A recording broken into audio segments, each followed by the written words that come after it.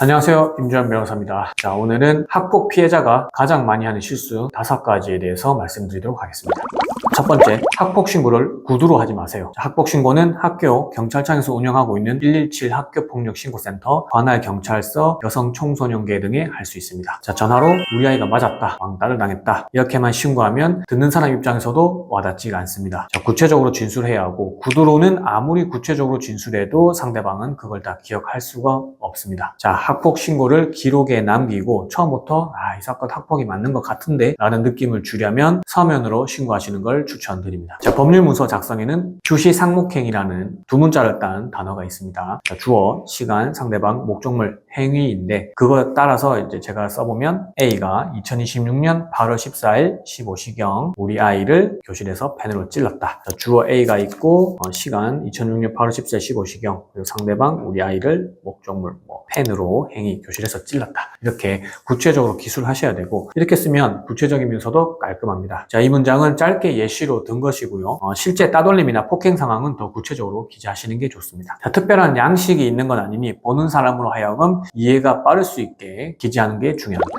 자, 두 번째, 신고 내용을 번복하지 마세요. 자, 학폭 사건뿐만 아니라 민사, 형사, 이혼 등 진술을 번복하는 것은 진술의 신빙성을 떨어뜨리기 때문에 신고 내용을 번복하는 것은 좋지 않습니다. 자, 모든 사건에 증거가 있으면 좋겠지만 증거가 없는 경우도 많고 양측의 진술이 상반될 경우 신빙성 있는 진술한 쪽에 손을 들어줄 수밖에 없습니다. 자, 신고 당시의 진술과 학폭위에서의 진술이 다르고 학폭위 진술에서조차 내용이 달라진다면 진술의 신빙성이 매우 떨어집니다. 제일 처음 말씀드렸던 구두로 학폭 신고하지 말고 서면으로 신고하라는 말도 진술이 번복되는 것을 방지하기 위해서 미리 서면으로 정리한 다음 제출하자는 겁니다. 자, 예를 들어서 폭행건으로 학폭위가 열렸는데 신고 시에는 가해자로부터 등을 맞았다고 진술했다가 학폭위에서는 가슴을 맞았다고 하거나 아니면 가슴과 어깨를 맞기도 했다고 진술하면 학폭위원들이 봤을 때는 신빙성이 아주 떨어지게 되는 겁니다. 학폭 행위가 있었던 날짜, 시간, 장소, 구체적인 행위를 서면으로 정확히 정리해서 신고하고 학폭위까지 대비해야 합니다. 실제 학폭을 당했음에도 불구하고 이런 실수로 인해서 내 아이가 학폭 피해자로 인정받지 못하고 가해자가 아무런 조치를 받지 않는다면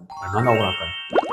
자, 세 번째, 학교에서 잘 알아서 처리할 거라고 생각하지 마세요. 학교는 사실관계가 증명될 때까지 중립적인 입장을 취하면서 우리 편을 들어주지 않습니다. 나는 학교에 학폭 신고를 했으니 학교에서 알아서 잘 처리하겠지라고 생각하면 안 됩니다. 자, 가해자는 변호사를 선임해서 학폭이 아니라는 주장을 할 것이고 그 주장을 뒷받침하는 증거도 어떻게든 제출할 겁니다. 반면 우리는 학교에서 알아서 해줄 것이니 아무것도 제출하지 않는다? 아주 위험한 거죠. 정말 억울한 상황이 발생할 수 있습니다. 학폭위원들도 증거로 학폭 여부를 판단하는데 가해자가 이런저런 증거를 모아서 낼 때 우리도 증거를 수집해서 제출해야 하는 겁니다. 자, 친구들끼리 대화한 카톡, DM 내용이나 당시 사건 목격자의 사실 확인서, 병원 진단서, 상담 기록지 등을 수집해서 제출해야 합니다. 자, 위 자료 수집이 어렵고 학폭 당시 상황을 같은 반 친구들이 목격한 상황이라면 피해자 측은 학교 전담기구의 실태조사를 요구할 수 있습니다. 자, 그럼 반 친구들을 대상으로 해서 당시 있었던 일에 대해서 익명으로 전수조사를 진행할 수도 있습니다.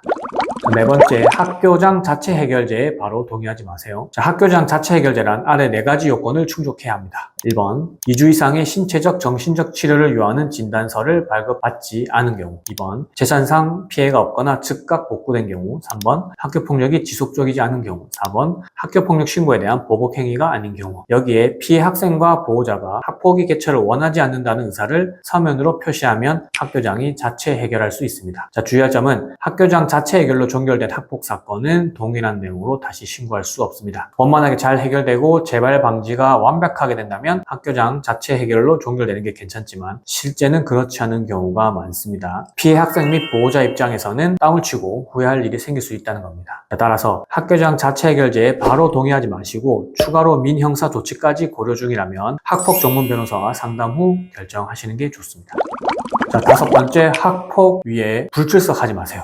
반대로 얘기하면 꼭 출석하시라는 말씀입니다. 자, 피해 학생 또는 보호자가 학폭위에 출석하지 않는 경우가 있는데 성범죄 피해자가 아니라면 무조건 참석하는 게 좋습니다. 자, 가해자 측은 가해 학생, 보호자, 변호사까지 출석해서 본인 주장을 열심히 하는데 피해자 측에서 피해 학생 또는 보호자가 출석하지 않는다면 아무래도 학폭위 결과가 좋게 나올 수는 없습니다. 자, 학폭위원들도 서면으로만 양측 진술을 보다가 학폭위에서 피해 학생, 가해 학생을 실제로 보는 건데 아무래도 현장에서의 태도를 보면 가해 학생, 피해 학생의 느낌이 다릅니다. 그 다르기 때문에 성범죄 피해자가 아니라면 반드시 출석해서 그 학폭 사건에 대해서 진술하는 게 좋습니다. 자, 학폭 피해자가 가장 많이 하는 실수 5가지에 대해서 한번 빠르게 정리해 보도록 하겠습니다. 자, 첫 번째, 학폭 신고를 구두로 하지 마세요. 두 번째, 신고 내용을 번복하지 마세요. 세 번째, 학교에서 알아서 잘 처리할 거라고 생각하지 마세요. 그리고 네 번째, 학교장 자체 해결제에 바로 동의하지 마세요. 다섯 번째, 학폭위는 불출석하지 마세요. 반대로 얘기하면 반드시 출석을 하라는 말씀을 드립니다. 자, 오늘 영상도 도움이 되셨다면 구독, 좋아요, 알림 설정 부탁드리고요. 혹시 학폭 사건에 대해서 궁금한 점 있으시면 법무법인 율마루로 전해주시면 저희가 친절히 상담드리도록 하겠습니다. 감사합니다.